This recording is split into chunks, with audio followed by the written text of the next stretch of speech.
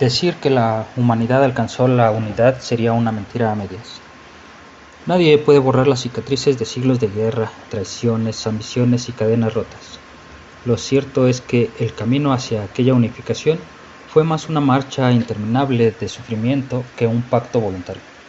Los océanos estaban envenenados, los suelos se habían vuelto polvo estéril y los cielos cicatrices grises de humo de innumerables conflictos. El ser humano, llevado al borde de su propia extinción, había entendido finalmente que la única manera de sobrevivir era dejar atrás las banderas, los ídolos y las fronteras que alguna vez los habían dividido. No fue la paz lo que los unió, sino el miedo, la certeza de que la próxima gran guerra acabaría con todo. Y en ese filo de desesperación surgió el Consejo de la Tierra Unida, un organismo nacido no de la esperanza, sino del cansancio, del agotamiento de ver generaciones enterradas bajo cenizas. No todos aceptaron de inmediato.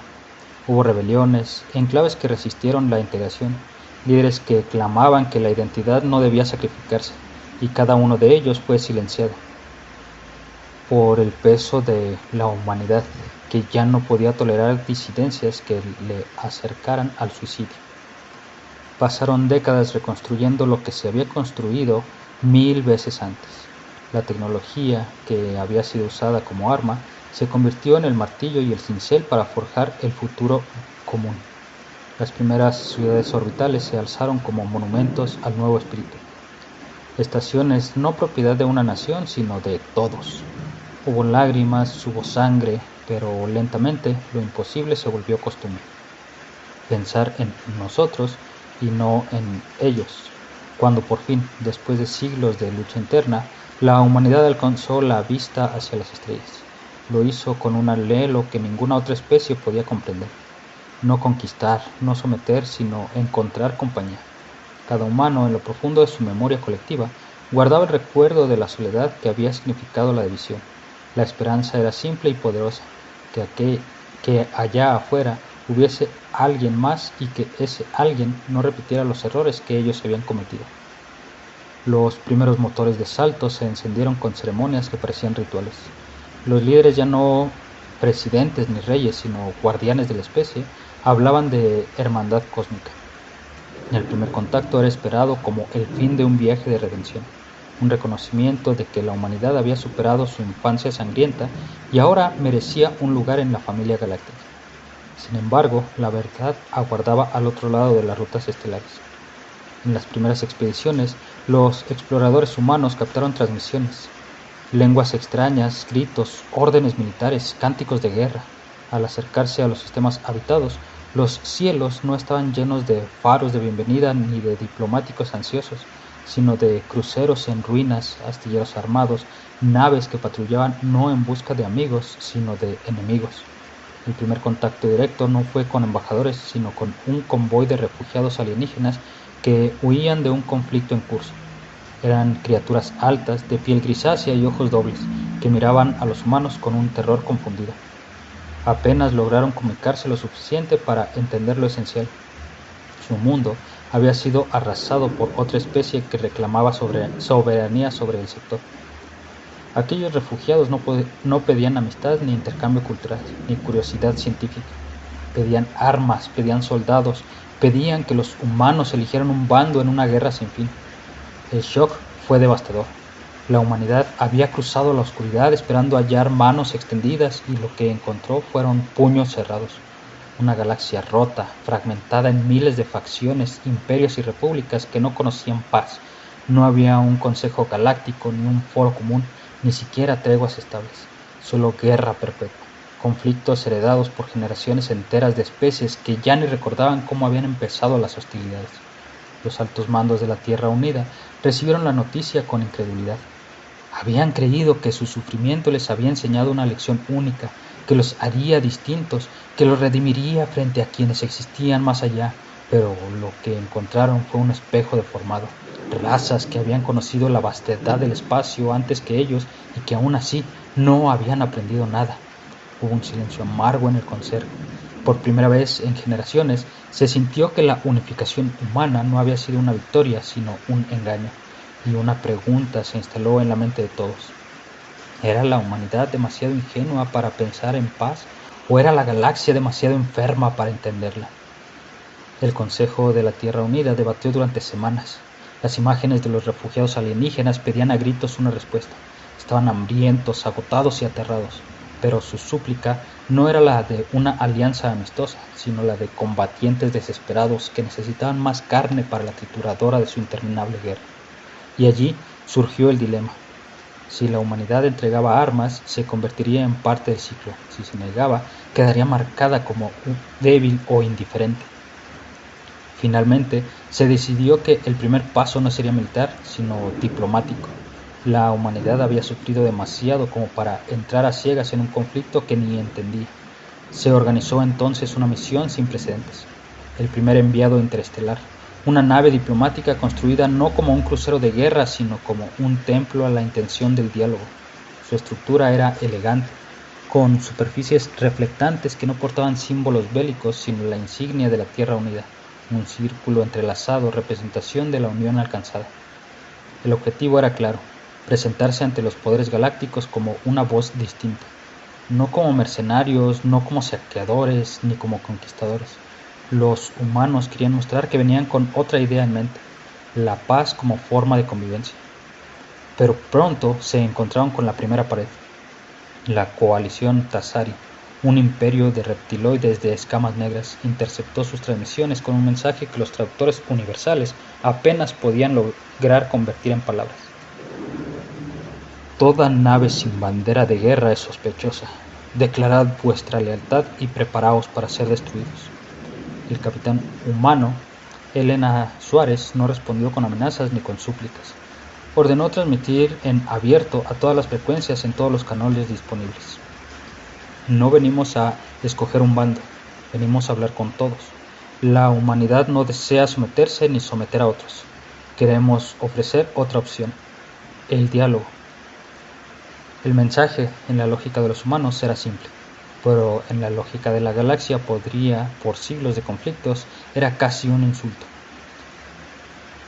A los ojos de los Tasari, negarse a elegir un bando equivalía a traición. A los ojos de sus enemigos equivalía a cobardía. A pesar de ello, el mensaje viajó más rápido de lo esperado, no porque fuese aceptado, sino porque era incomprensible. Los traductores de media docena de razas lo analizaron y lo encontraron absurdo.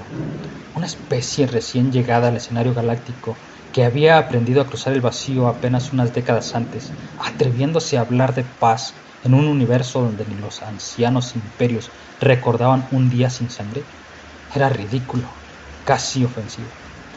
Y sin embargo, despertó la curiosidad. El Consejo Galáctico no existía, pero había lugares de encuentro, estaciones neutrales en las fronteras, centros de comercio donde espías y emisarios se cruzaban con asesinos y mercaderes. Fue en uno de esos lugares, la estación Caron 7, donde la humanidad obtuvo su primera audiencia. No con todos, claro, pero sí con representantes de varias especies que querían, al menos, mirar de cerca a aquellos extraños primates que hablaban de paz como si fuese un tesoro real. El arribo de los humanos fue un espectáculo. Otras razas se cubrían con armaduras, adornaban sus cuerpos con símbolos de victoria o cargaban consigo armas como extensión natural de su identidad. Los humanos, en cambio, llegaron vestidos con uniformes diplomáticos sencillos, sin insignias militares, sin armas visibles. Solo portaban estandartes de tela blanca y la promesa de no atacar. El salón donde se dio el encuentro parecía más un mercado de fiera que una sala de diplomacia. Allí estaban los insectoides Catar, moviendo sus antenas con impaciencia, los esqueléticos Barún, que habían devorado mundos enteros con sus flotas, y los orgullosos Tasari, que apenas contenían la risa al mirar a los humanos. La comandante Elena Suárez habló en nombre de su especie. Venimos de un mundo que casi se destruye a sí mismo. Aprendimos que la guerra perpetua solo conduce a la extinción. Vemos que aquí cada uno de ustedes lucha, conquista y odia sin final. La humanidad ofrece otra opción: sentarse, hablar, crear algo más que destrucción. Las risas resonaron como truenos. Un Catar golpeó el suelo con sus patas, emitiendo un sonido chirriante que el traductor interpretó como burla. Ingenuos, el espacio no conoce paz. La guerra es el idioma que todos entendemos. Un varón con su voz hueca agregó: ¿por qué deberíamos creer que ustedes, una especie tardía, conocen algo que nosotros olvidamos? Los Tazari fueron más directos. Si no eligen un bando, no vivirán lo suficiente para repetir sus palabras. Los diplomáticos humanos escucharon todos sin interrumpir, y al final, Helena respondió con la calma que había heredado de siglos de sufrimiento humano. Tal vez tengan razón. Tal vez la guerra sea el idioma que ustedes conocen, pero incluso el idioma más antiguo puede morir y nosotros traemos un nuevo dialecto. No pedimos que lo adopten hoy, solo pedimos que lo escuchen. Un silencio extraño recorrió la sala. No había convencido a nadie y, sin embargo, nadie la interrumpió. Algo en la firmeza de esa voz, en la idea de que alguien se atreviera a desafiar la normalidad de la guerra, hizo que por un instante todos callaran. Ese instante fue la primera grieta en el muro de la galaxia. El discurso de Elena Suárez en la estación Caron 7 se esparció como un rumor maldito. No fue visto como una propuesta noble, sino como una herejía peligrosa en una galaxia alimentada por pólvora y rencores. Las transmisiones humanas, repetidas en canales abiertos, fueron tomadas como debilidad, como si aquellos primates recién llegados intentaran ocultar su miedo tras palabras bonitas. Las consecuencias no tardaron. El primer golpe vino en forma de un convoy destruido. Una flotilla de cargueros humanos que transportaba medicinas y suministros a colonias fronterizas fue interceptada y arrasada por piratas al servicio de una de las facciones menores. El mensaje que dejaron en los restos era claro: quien no porta bandera de guerra no merece vivir. El segundo golpe fue más sutil: el desprecio. En las estaciones donde antes habían permitido atracar, las naves humanas comenzaron a ser rechazadas. Algunos mercados prohibieron la entrada a emisarios de la Tierra, acusándolos de ser predicadores de locura. Incluso entre los refugiados alienígenas, que al principio habían visto a los humanos un posible apoyo, comenzó a crecer la desconfianza. Si no eran capaces de luchar, ¿de qué servían? Y aún así, lo más doloroso vino en el tercer golpe: la traición. Una delegación humana fue invitada en un supuesto encuentro de paz organizado por un pequeño clan estelar. Cuando la nave diplomática arribó, fue emboscada y capturada. Los sobrevivientes fueron exhibidos como trofeos, un recordatorio a toda la galaxia de que la paz era una palabra vacía frente a la realidad de la guerra. La noticia llegó a la Tierra como un puñal. La población, que había celebrado el inicio de la era del contacto, sintió el golpe como una humillación. Los medios transmitieron imágenes de diplomáticos encadenados, sus voces distorsionadas pidiendo rescate mientras los alienígenas reían. El Consejo de la Tierra Unida se dividió. Unos clamaban por represalias inmediatas, por armar las flotas y demostrar que la humanidad no era débil.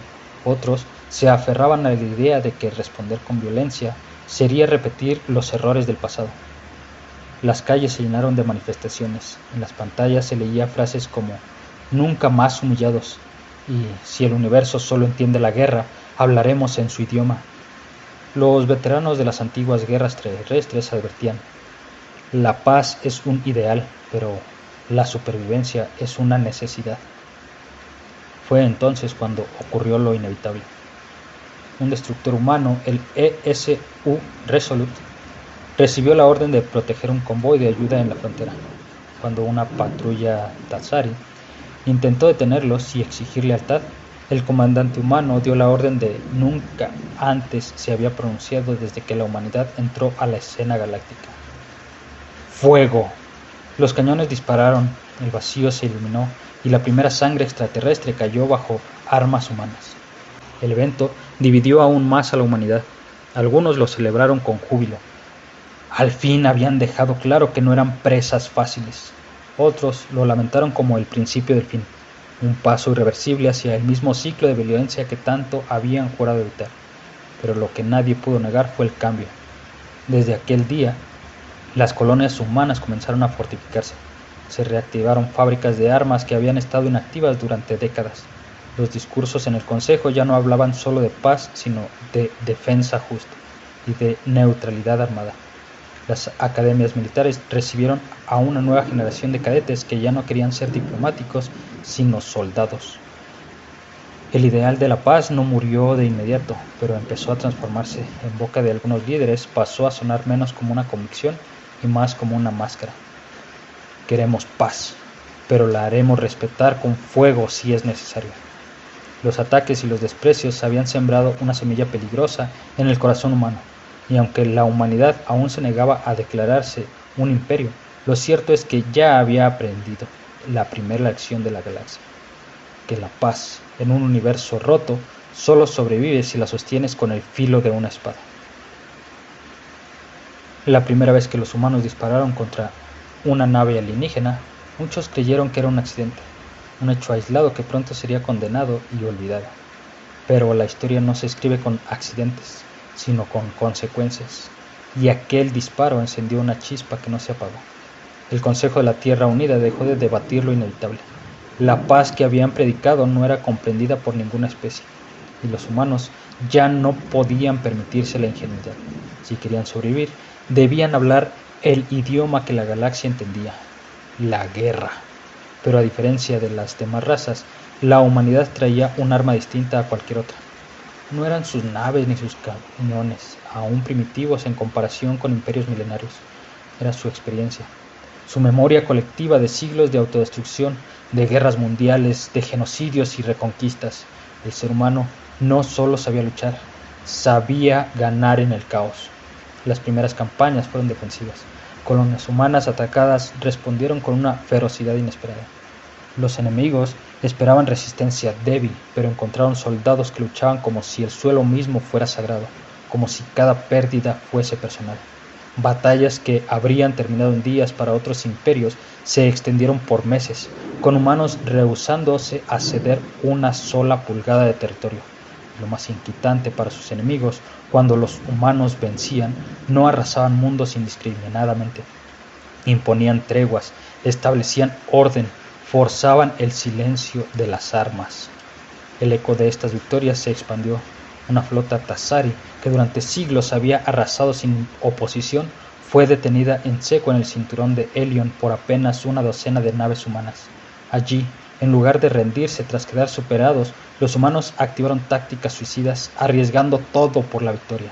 Los Tassari huyeron incrédulos. Por primera vez en generaciones, comprendieron el miedo. Otros comenzaron a subestimarlos menos, pero ya era tarde. La humanidad aprendía con rapidez, adaptando tecnologías robadas, copiando armas, improvisando estrategias que ni los imperios más viejos podían participar. En una década pasaron de ser los recién llegados a convertirse en una fuerza que ninguna raza quería enfrentar. Y entonces ocurrió lo impensable. La humanidad dejó de limitarse a defenderse y pasó a intervenir. Allí donde la guerra había consumido sistemas enteros durante siglos, llegaron flotas humanas para imponer la paz. Si dos facciones se enfrentaban, los humanos elegían el campo de batalla y lo arrasaban hasta que ambos bandos se rendían. Si un imperio intentaba esclavizar a otro, eran los soldados de la tierra quienes liberaban las cadenas, solo para reemplazarlas con un nuevo orden bajo vigilancia humana. Al principio, el universo se rió de aquella contradicción. La especie que había predicado paz ahora la imponía con fuego y acero. Pero las risas se apagaron conforme los años pasaron, y los humanos lograron lo que nadie había conseguido jamás: detener guerras eternas. No por la diplomacia ni por ideales, sino por miedo. Puro y simple miedo. Allí donde la bandera de la tierra ondeaba, los cañones callaban. Los humanos comenzaron a ser conocidos como los arquitectos del silencio. En cada frontera se repetía la misma advertencia: no provoques a los humanos, no discutas con ellos, no desafíes su paz, porque si los obligas a luchar, no quedará nada de ti. El Consejo de la Tierra Unida, que alguna vez habló de hermandad y esperanza, ahora hablaba con voz fría y práctica. Querían guerra, nosotros les damos guerra. Queremos paz, nosotros les damos paz. Y si no saben cuál elegir, nosotros elegimos por ustedes. Los viejos imperios que durante milenios se habían enfrentado unos a otros sin fin, empezaron a replegarse, porque habían visto de qué eran capaces los humanos cuando eran desafiados. La paz se expandió no como un jardín cultivado, sino como un desierto donde la guerra había sido erradicada a la fuerza. Los archivos galácticos comenzaron a escribir un nuevo nombre en sus registros: la humanidad terrana, los forjadores de paz. Ninguna otra raza había logrado lo que ellos, no porque fueran más poderosos, sino porque su voluntad de resistir y su capacidad para adaptarse era un arma que no podía ser derrotada. Y así, en un giro cruel del destino, los humanos se convirtieron en lo que nunca quisieron ser: el terror necesario para garantizar la paz. En las estaciones, en los puertos, en las esferas de comercio, cuando se mencionaba a la humanidad, los susurros eran siempre los mismos: no los provoques, no desafíes su orden, porque si alguna vez la humanidad decide que eres un enemigo, ni tus dioses podrán salvarte.